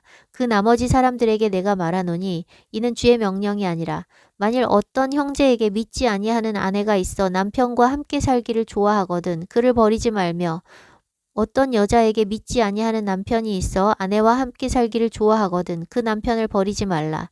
믿지 아니하는 남편이 아내로 말미암아 거룩하게 되고 믿지 아니하는 아내가 남편으로 말미암아 거룩하게 되나니 그렇지 아니하면 너희 자녀도 깨끗하지 못하니라. 그러나 이제 거룩하니라. 혹 믿지 아니하는 자가 갈리거든 갈리게 하라. 형제나 자매나 이런 일에 구애될 것이 없느니라. 그러나 하나님은 화평 중에서 너희를 부르셨느니라. 아내 된 자여 내가 남편을 구원할는지 어찌할 수 있으며 남편 된 자여 내가 내 아내를 구원할는지 어찌할 수 있으리요. 불신자 배우자가 함께 살고자 하거든 버리지 말고 그를 구원에 이르게 할 것을 소망하며 인내하며 사는 것이 하나님의 뜻입니다. 예수님께서는 이혼이 간음이라고 분명하게 말씀하셨습니다. 그런데 오늘날 성도들은 이혼을 너무나 쉽게 생각합니다. 결혼은 언약입니다. 언약을 지키는 것은 신실함입니다. 오늘날 교회는 구약은 다 폐하고 신약 말씀을 믿고 순종한다고 착각하고 있는데 사람들은 예수님께서 하신 말씀과 사도들이 전하는 모든 구체적인 계명들을 지키지 않습니다. 율법을 폐한 사람이 믿는 말씀은 무엇이고 순종하는 계명은 무엇일까요? 하나를 버리면 다른 것도 다 버리게 됩니다. 율법 중에 하나를 우습게 여기면 나머지 모든 계명도 우습게 여기게 됩니다. 저 역시 가정이 깨진 사람으로서 가정에 대한 성경적 진리를 나누기에 부담이 있지만 땅에서의 혼인관계는 주님과의 관계의 모형으로서 우리의 영적인 생활에 직접적인 관계가 있기 때문에 전해야만 합니다. 저는 주님의 음성을 들으며 살고 있던 중에 별거가 시작되었고 이혼하려고 시도도 했습니다. 그러나 말씀을 묵상하며 인도하심을 받는 삶이었기 때문에 이혼을 할 수 없었습니다. 주님께서는 회복에 대한 말씀을 주시며 인내로 기다리게 하셨는데 별거 후 전도사와 선교사로 섬기며 7년을 기다린 끝에 결국에는 세상법에 의해 이혼이 되었습니다. 결국 이혼이 되었지만 저는 주님 말씀을 따르기 위해 인내했기 때문에 현재의 상태에 대해 부끄럽지 않고 자유합니다. 제가 말씀에 의지하여 이혼하지 않고 있을 때 저의 선택을 이해하고 동의하는 사람은 단 한 사람뿐이었습니다. 목회자들도 인본주의에 쩔어 있어서 이혼을 잘하는 것도 좋은 방법이라며 아직 젊으니 이혼하고 재혼하라는 권유들이 있었습니다. 사람들이 뭐라 말하든 저는 하나님께서 개인적으로 주신 말씀도 있고 기록된 하나님의 말씀이 명하고 있기 때문에 이혼을 피했습니다. 제가 사람들의 비아냥과 무시와 유혹들로 인해서 이혼하지 않고 버티는 것이 힘겹게 느껴지고 있던 때에 주님께서 주신 말씀이 저로 하여금 다시는 흔들리지 않게 붙잡아 주었습니다. 주님은 부부관계의 언약을 지키는 것은 신랑 예수님과의 언약을 지키는 것의 모형이라고 말씀하셨습니다. 부부간의 언약을 지키지 않는 사람은 보이지 않는 신랑 예수님과의 언약도 지키지 않는다는 것입니다. 배우자가 어떻게 하든 버리지 않고 부부의 언약을 지키는 신실함은 보이지 않는 남편인 예수와의 언약에 대한 신실함과 연결되는 것이며 그 신실함이 핍박 중에도 주님을 부인하지 않고 끝까지 믿음을 지키게 한다고 말씀해 주셨습니다. 보이는 형제를 사랑하지 않는 자가 보이지 않는 하나님을 사랑할 수 없다는 말씀과 같이 눈에 보이는 신랑과의 언약도 지키지 않는 사람이 보이지 않는 신랑과의 언약을 지키지 않을 것은 당연한 것입니다. 그래서 저는 가정이 이미 깨졌지만 다른 길 생각하지 않고 오직 예수님만 신랑 삼아 살고 있고 이혼을 고려하고 있는 사람들에게 말씀 붙잡고 견디라고 권면합니다. 지금 말씀을 듣는 분들 중에 이미 가정이 깨졌거나 재혼을 했거나 재혼도 깨졌거나 한 사람들이 있을 것입니다. 돌이킬 수 있다면 돌이키시고 돌이킬 수 없다면 주님 뜻대로 행하지 않은 것에 대해서 회개하고 앞으로는 같은 죄를 반복하지 않으시기를 주님의 이름으로 권면합니다. 주님께서는 간음한 여인을 용서하시고 보내시면서 다시 죄를 범하지 말라고 주의를 주셨습니다. 우리는 과거의 죄를 없던 일로 되돌릴 수는 없으나 감사하게도 우리가 그런 죄의 길에서 돌이키면 주님께서는 다 사해 주시고 잊어 주십니다. 주님은 언약을 지키시는 신실하신 분이고 우리가 그분의 백성이라면 우리도 언약을 신실하게 지켜야 합니다. 연애할 때는 콩깍지가 씌워지니 좋은 것만 보이고 안 좋은 것을 간과할 수 있지만 결혼한 뒤에는 좋은 것보다 나쁜 것이 더 두드러지게 보이고 자신의 선택을 후회하게 되는 일이 생기게 됩니다. 그러나 하나님의 말씀대로 살기 원한다면 자신의 선택의 열매를 달게 받으며 말씀에 순종하여 죄를 그쳐야 합니다. 자신의 잘못된 선택으로 이루어진 결혼이라 할지라도 물을 수 없으며 미운 사람과 사는 고통을 없애기 위해 배우자와 결별하는 것은 또 다른 죄를 범하는 것입니다. 고통의 원인은 배우자에게 있는 것이 아니라 자신의 죄성에 있습니다. 아내는 남편에게 순종하고 남편은 아내를 사랑해야 합니다. 하나님 말씀에 순종하는 것에는 조건이 필요치 않습니다. 명하셨으니 무조건 순종해야 하는 것입니다. 하나님 말씀대로 살기 위해 인내하면서 받는 모든 고통은 상이 있습니다. 죄로 인한 고난도 마찬가지입니다. 죄의 열매를 달게 받는 자는 죄를 그치게 되어 있습니다. 육체의 고난을 받은 자는 죄를 그쳤다고 베드로가 전했습니다.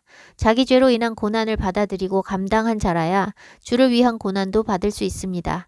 자기 죄로 인한 고난을 인본으로 피하는 사람은 결코 주님을 위한 고난, 의를 위한 고난을 받을 수 없습니다. 홍수 심판에 관한 말씀을 나누는데 엉뚱한 이야기를 하는 것처럼 들릴 수 있지만 지금 나누는 주제는 심판을 피하고 구원받기 위해서 너무 중요한 본질적인 내용입니다. 홍수 심판과 같은 인자의 임함을 준비하는 것은 사실상 다른 특별한 준비가 필요한 것이 아니라 돌이켜 구원을 받는 것입니다. 구원과 심판이 결정되는 것은 심판이 임하는 순간에 이루어지는 것이 아니라 이미 정해져 있습니다.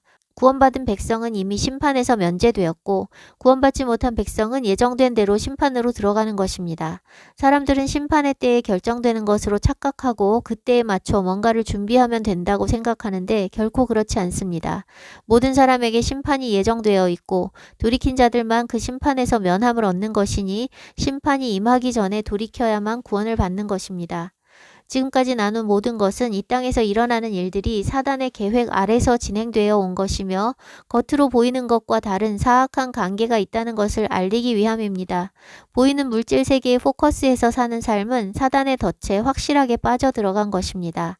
천사들과 사람의 결합이나 사람과 동물의 결합이나 사람과 컴퓨터의 결합의 본질이 뭔지를 깨달아야 합니다. 세상에 속한 사람들은 땅에서 더 오래 살 수 있는 기술이 개발되었다고 좋아하며 속고 있고 또 다른 부류들은 그런 이종 교합 자체가 회개를 불가능하게 한다고 속고 있는데 두 가지 다 물질을 본질로 인식하게 하는 사단의 거짓에 속는 것입니다. 본질은 물질인 몸이 아니라 영입니다. 땅의 것, 물질을 본질로 인식하게 하는 사단의 속임에 넘어가면 성경의 많은 말씀들이 가려져 깨달을 수 없습니다. 영의 말씀은 육신으로 깨달을 수 없습니다. 사단이 행하고 있는 물질적이고 외면적인 창조 질서의 교란 뒤에 더 사악한 본질적인 목적은 우리가 돌아가야 할 에덴을 우리 뇌리에서 없애서 우리가 땅에서 먹고 살고 생존하고 누리는 것만 생각하게 하는 것에 있다는 것을 반드시 깨달아야 구원받을 수 있습니다. 우리가 땅에서 살아가는데 편리함을 주는 모든 첨단 기술들과 과학과 의술과 학문들이 결코 우리를 편히 살게 하는 것이 아니라 망하게 하는 사단으로부터 온 것이라는 것을 알아야 합니다. 우리를 편리하게 하고 편안함과 쾌적함을 주는 모든 것들은 우리가 땅에서 받아 마땅한 저주들로부터 우리를 피하게 해줍니다. 사단이 얼마나 사악하게 우리로 하여금 죄의 열매를 피해가게 하는지 눈을 떠서 보아야 합니다. 사단이 목적하는 바는 어떤 사람들이 생각하는 것처럼 우리를 순수 인간이 되지 못하도록 만드는 것이 아니라 하늘을 바라보지 못하는 땅의 존재로 못 박는 것입니다. 땅에 임한 저주, 우리 각자의 죄로 인한 저주는 반드시 달게 받아야 합니다. 그것은 치명적으로 중요합니다. 그 저주와 형벌을 달게 받는 과정 중에서 하나님을 찾고 하나님께 돌이키게 되고 죄들에서 정결케 되기 때문입니다. 죄로 인한 질병의 고통을 달게 받지 않고 득달같이 병원과 약국으로 달려가서 고통을 없애는 사람들은 짐승의 표 받지 않으면 병원도 못 가게 되는 그때에 살기 위해 짐승의 표를 받을 수밖에 없습니다. 먹고 사는 것이 가장 중요한 이슈인 동물적인 삶을 사는 사람들은 짐승의 표 없이는 매매를 못하게 되는 때에 앞장서서 짐승의 표를 받을 것입니다. 무엇을 먹을까, 무엇을 마실까, 무엇을 입을까 염려하지 말라 명하셨습니다. 이 모든 것들은 이방인들이 구하는 것이고 우리에게 필요한 것을 우리 하늘 아버지께서 다 아신다고 말씀하셨습니다. 오늘 있다가 내일 아궁이에 던져질 들의 풀도 입히시고 심지도 거두지도 창고에 모아들이지도 않는 공중의 새들도 먹이시는데 너희가 왜 그런 것을 염려하냐고 믿음 없음을 책망하셨습니다. 우리가 할 일은 그런 것을 염려하는 것이 아니라 오직 그의 나라와 그의 의를 구하는 것이라 말씀하셨습니다. 짐승들도 먹이시는 하나님께서 하나님의 형상으로 지으신 사람을 먹이시고 입히시지 않겠습니까? 제가 주님 음성 따라 걸어온 20여 년의 세월 동안 가난하긴 했지만 없어서 굶은 적은 단 한 끼도 없습니다. 옷이 해지고 신발이 닳아 헐벗은 적도 없습니다. 가난했어도 차 굴리며 살게 하셨고 멀쩡한 집에 살게 하셨고 떠도는 중에도 VIP 대접받으며 살게 하셨습니다. 기도하지 않아도 먹을 수 있는 돈이 수중에 있을 때보다 사 먹을 돈이 없는데 주님께서 공급하셔서 매일의 만나를 먹을 때가 훨씬 감사하고 기쁨이 넘쳤습니다. 먹고 사는 문제를 주님께 맡기십시오. 우리는 먹고 살기 위해 이 땅에 태어나지 않았습니다. 존귀 하나 그것을 알지 못하면 멸망하는 짐승과 같다고 하셨는데 먹고 사는 것에 매달리는 것이 바로 그런 것입니다. 사람들이 음식으로 허락된 채소만 먹지 않고 동물을 먹게 된 것에 대해서 그들이 땅을 가는 수고를 피하고 저주의 고통을 피하기 위해 동물을 먹기 시작했다는 것을 깨닫게 하셨습니다. 결국 홍수 이후 하나님께서 동물도 양식으로 허락하십니다. 홍수 전에 사람들이 동물을 이미 먹고 있었고 핏째 먹고 있었기 때문에 홍수 후에 동물을 허락하시되 핏째 먹는 것만 금하신 것입니다. 에녹서에도 피를 마셨다는 기록이 있습니다. 오늘날 사람들이 지나치게 의존하는 의술도 마찬가지로 죄의 열매, 죄의 저주를 피하기 위한 것입니다. 병의 원인을 직면하여 죄를 회개하지 않고 증상만 없애서 고통을 피하고자 의술로서 자신의 몸과 영을 스스로 속이고 있습니다. 하나님께서 주신 몸을 바르게 사용하지 않고 입이 원하는 대로 먹고 미움, 원망, 질투 등 악한 생각과 말과 행동으로 범죄하면 그 열매가 또한 몸으로 나타납니다. 신명기 28장에 나오는 저주들에는 여러 가지 질병이 포함되어 있는데 그 모든 것이 불순종에 기인한 것입니다. 범죄함으로 질병의 저주와 형벌이 임한다는 것을 성경이 가르치고 있으니 몸에 이상이 생기면 주님 앞에 엎드려 회개해야 하는데 병원에 가서 고통을 제거합니다. 죄의 저주를 거부하는 것입니다. 가난도 저주입니다. 자신의 죄로 인한 저주와 형벌이든 그렇지 않든 관계없이 달게 받아들이고 주의 뜻을 구하고 주님의 공급을 기다리는 것이 성경적입니다. 그런데 돈이 없을 때 사람들이 취하는 방식은 훔치거나 사람에게 빌리거나 신용카드를 쓰거나 대출을 받는 등 없는 상황을 인본으로 있게 만드는 것입니다. 안 되면 되게 하라, 없으면 있게 하라 이런 마인드로 모든 인본적인 방법을 동원하여 자신의 뜻을 이루며 사는데 이것이 바로 죄의 열매, 형벌, 저주를 거부하는 행위입니다. 예수님의 비유 속의 나사로는 거지로 살며 많이 배가 고팠을 것이지만 훔치거나 원망하는 죄를 범하지 않았고 그 주림을 묵묵히 감당했습니다. 저는 주님께서 명하셔서 하던 일을 그만두고 그것을 계기로 가정이 깨지게 되어 아들을 유치원에 보낼 돈도 없었고 생활비도 없었습니다. 그런데 주님께서 일을 중단하게 하셨으니 가정이 깨지고 생활비가 없다 해도 일을 해서는 안 된다는 확신이 있었고 돈 나올 곳이 없음에도 불구하고 일을 하지 않았습니다. 주님께서 일을 하지 말라 하셨으니 주님의 뜻이 있고 계획이 있는 것이며 생활비가 없다는 것을 주님이 아시니 믿고 맡겨야 했습니다. 사역자가 되기 전에 이미 그렇게 훈련시키셨기 때문에 제가 파송단체도 없이 말씀만 믿고 선교사의 삶을 살 수 있었습니다. 선교사로 사는 내내 거의 하루하루 만나를 의지하는 가난한 삶을 살았지만 신용카드를 쓰거나 대출을 받거나 어떤 것도 할부로 산 적이 없습니다. 있으면 쓰고 없으면 안 썼습니다. 가진 것이 없어도 주님께서 말씀하시면 믿음으로 먼저 걸음을 내디뎠고 주님은 그 믿음 위에 공급해 주셨습니다. 무엇을 사거나 재정을 필요로 하는 일을 진행하는 것에 있어서 그것이 내 뜻인지 하나님 뜻인지를 아는 가장 기본적인 방법이 바로 공급이 되느냐 안 되느냐인 것인데 신용카드나 대출이나 빌려서 하는 것은 하나님의 뜻을 묻지 않고 내 생각으로 행하는 것입니다. 빚진 자는 체주의 종이 된다 하셨고 너희는 하나님께서 값으로 사신 것이니 종이 되지 말라 하셨는데 자신의 육적인 욕구를 못 이겨 스스로 종되는 길을 선택하고 하나님의 뜻을 버리면 결국 그 빚의 종으로 묶이게 되어 종의 고통을 당하게 됩니다. 그때라도 그 고통을 달게 받으며 다시는 빚지지 않아야겠다는 결단을 하면 주님께서 도우십니다. 그런데 대부분의 사람들은 빚에 허덕이는 고통에 처하면 또 다른 빚을 내어 해결합니다. 범죄로 인한 저주를 거부하고 고통과 문제를 어떻게든 인본으로 해결하기에 급급한 것입니다. 모든 문제와 어려움과 막히는 상황들을 하나님 뜻을 구하는 계기로 삼고 인본을 멈추시기 바랍니다. 내가 일을 멈추고 내 생각을 비울 때 하나님께서 일하시고 하나님의 생각을 들을 수 있습니다.